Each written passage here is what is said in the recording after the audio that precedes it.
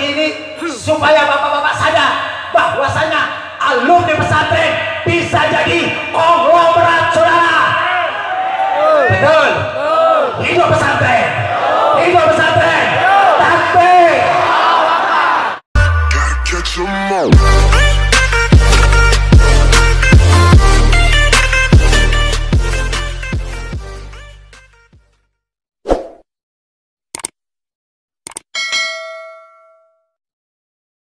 Tergantung bagaimana orangnya tersebut, betul?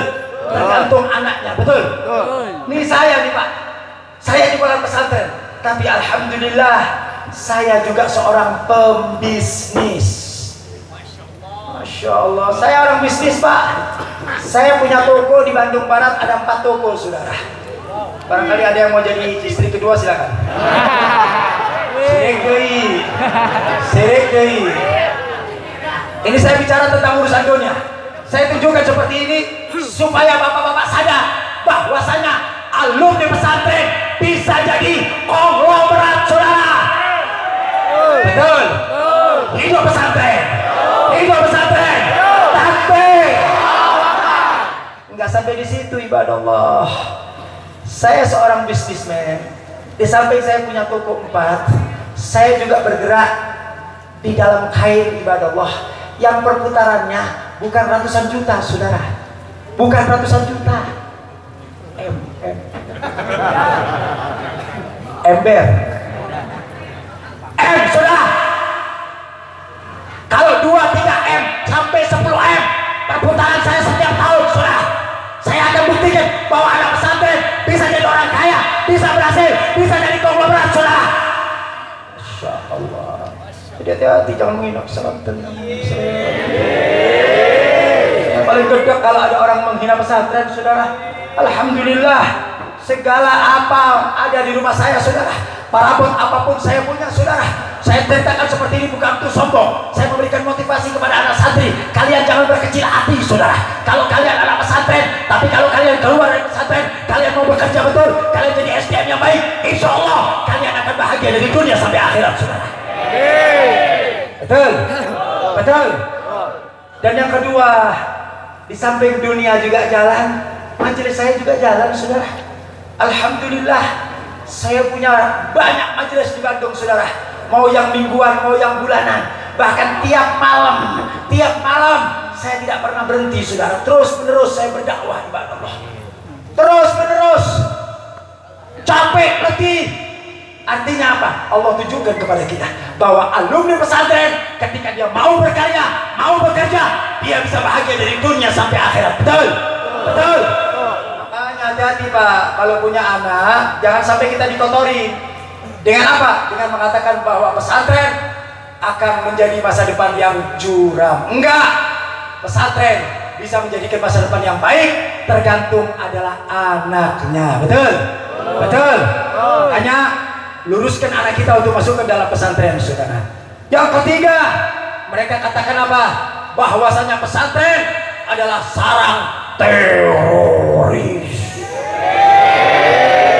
Yang ngomong begitu ayat tuh. Ayat tuh. Hati-hati. Janggutnya tong panjang-panjang teuing. Janggutnya makin panjang makin gelo. Janggutnya makin panjang makin goblok. Benar enggak? Alumni pesantren diserang lagi, Pak. Hati-hati sama anak pesantren. Sarang teroris, sarang radikalis. Hati-hati, yang suka ngebom, yang suka ngacak-ngacak, yang suka bikin semrawut adalah anak-anak pesantren. Ini otak-otaknya sudah konslet, saudara. Orang yang ngomong begini teh, otaknya kalau dimasukkan ke laboratorium, no comment. Laboratoriumnya nggak mau komentar, Pak. Kenapa? Goblok. Betul, betul. Apa tujuan Habib? Mereka memberikan hal-hal yang demikian itu. Satu, agar kita tidak menyekolahkan anak kita ke dalam pesantren, saudara. Ketika anak-anak kita tidak ada dalam pesantren, berarti anak-anak kita akan jauh daripada syariat Allah. Betul? Ketika sudah jauh daripada syariat Allah, maka mereka tidak akan mengamalkan syariat Allah. Betul? Ketika mereka sudah tidak kenal siapa nabinya, maka mereka akan menjadi musuh buat nabinya, saudara. Betul? Mereka tidak akan membela nabinya, saudara. Betul? Karena mereka tidak tahu syariat Allah. Akhirnya mereka makin hari jauh dengan syariat Allah, jauh dengan nabinya, dan pada akhirnya mereka akan menjadi musuh-musuh Islam. Kira-kira paham? Paham? Jadi itu tujuannya orang-orang kafir, Pak. Orang-orang Yahudi tujuannya begitu, supaya kita jauh dari Islam. Makanya ada di dalam salah satu kitab namanya Ghazwatul Fikr, kitab peperangan, Pak. Akal kita akan diperangi sama orang-orang Yahudi. Apa diantaranya? Kalau kalian ingin menghancurkan umat Islam, bodohkan dulu umat Islam atas agamanya. Umat Islam jangan boleh pintar, saudara. Umat Islam jauhkan dulu dengan agamanya, jauhkan dulu dengan syariatnya, jauhkan dulu dengan sholat, jauhkan dulu dengan orang baik. Jangan kumpulkan mereka dengan orang soleh. Maka dengan itu, dengan mudah mereka akan menghancurkan Islam. Betul? Betul? Makanya jangan salahkan kalau sekarang anak-anak muda jauh dari ulama, nggak suka dengan ulama, benci sama ulama. Itu didikan orang tuanya, sengaja.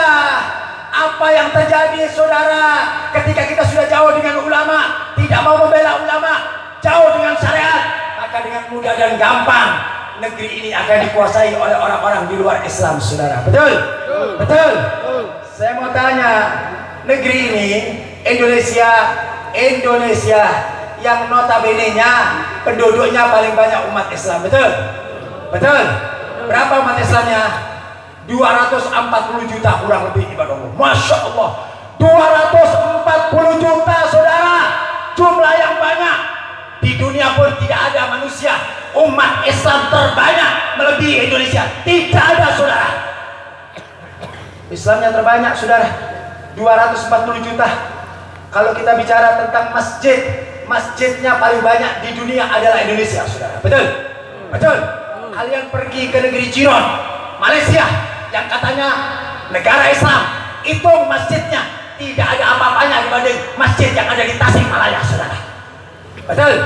Betul? Artinya apa? Indonesia ini umat Islamnya paling banyak, masjidnya juga paling banyak. Yuk kita hitung-hitungan dengan pesantren, saudara. Pesantren, kalau kita bicara Malaysia, negara Islam, punya pesantren, tapi pesantren yang ada di Malaysia tidak akan mengalahkan jumlah pesantren yang ada di Tasik, saudara. Nggak usah negara lain, nggak usah kota lain, Tasik. Saya mau tanya, kira-kira pesantren di Tasik ada berapa? Bisa ngitung nggak? Bisa ngitung nggak? Wah, udah miliaran lagi lah. Benar nggak? Masjidnya paling banyak, pesantrennya paling, musolanya juga paling banyak. Nah, Indonesia ini luar biasa. Muslimnya paling banyak, betul? Masjidnya paling banyak, betul? Musolanya paling banyak, betul? Pesantrennya paling banyak, betul? Koruptornya juga paling banyak. Riwa nggak? Riwa nggak? Masjid paling banyak, pesantren paling banyak, musola. Jawab dong, jawab. Muslimnya banyak, pesantrennya banyak, masjidnya banyak, musolanya banyak, malingnya, koruptornya banyak. Itulah Indonesia. Pak bagus. Tak maju, tak maju. Itulah Indonesia. Hebat tuh, Pak. Hebat tuh. Ulama paling banyak, kiai paling banyak, musola paling banyak, pesantren paling banyak, masjid paling banyak, koruptor paling banyak, pezina paling banyak, pencuri paling banyak, maksiat paling banyak, saudara. Ini kalau bukan karya anak pesantren nggak bisa negeri ini, saudara. Ini mestinya negeri ucapin syukur kepada anak pesantren, betul? Yang berjuang zaman Belanda siapa kalau bukan anak pesantren, betul? Yang membebaskan penjajah siapa kalau bukan anak pesantren, betul? Yang mengusir penjajah siapa, saudara, kalau bukan anak pesantren, betul? Anak pesantren punya jasa besar, saudara, untuk ini negeri, saudara. Ulama punya jasa besar untuk negeri ini, saudara, betul? Betul? Yang memerdekakan adalah ulama. Ulama banting tulang saudara, nyawa mereka persembahkan untuk mengusir daripada penjajah saudara. Begitu sudah merdeka, ulama dimusuhin. Betul, betul. Ulama yang membebaskan Indonesia dari penjajah, betul. Ulama yang yang mengusir daripada penjajah dari Indonesia, betul. Tapi kenapa sekarang ulama dimusuhin? Kenapa? Benar tak? Benar tak? Ulama dikit-dikit ditangkap, betul. Ulama dikit-dikit difitnah, betul. Ulama dikit-dikit dikriminalisasi, betul. Betul. Ya, gampang sedikit ngomong dikit tangkap, ngomong dikit pegang. Kalian mau takut-takutin ulama? Kalian mau coba-coba ancam ulama? Demi Allah, saya tidak akan pernah mundur saudara untuk menyampaikan kebenaran apapun resikonya saudara. Saya tidak akan pernah mundur. Kalian mau coba-coba takut-takutin ulama? Kalian coba mau ancam-ancam ulama? Hah? Kalian coba mau tekan-tekan ulama? Kalian coba-coba untuk mau mengkriminalisasi ulama? Hei, sadar kalian?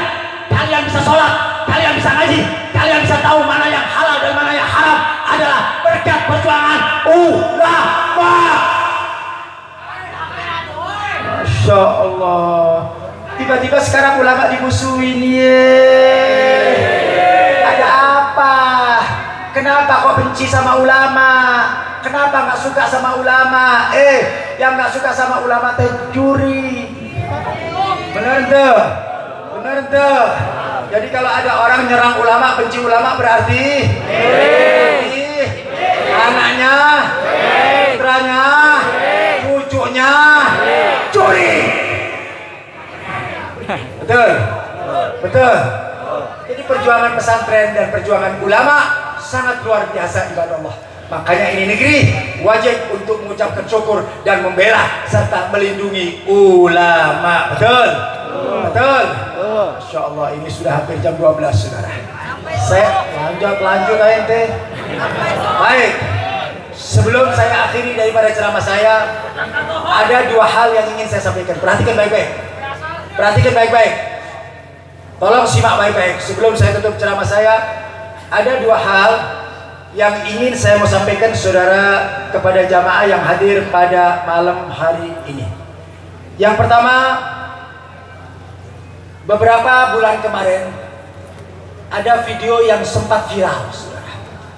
Sempat viral. Bahkan di YouTube viral, kemudian di Facebook juga viral, saudara.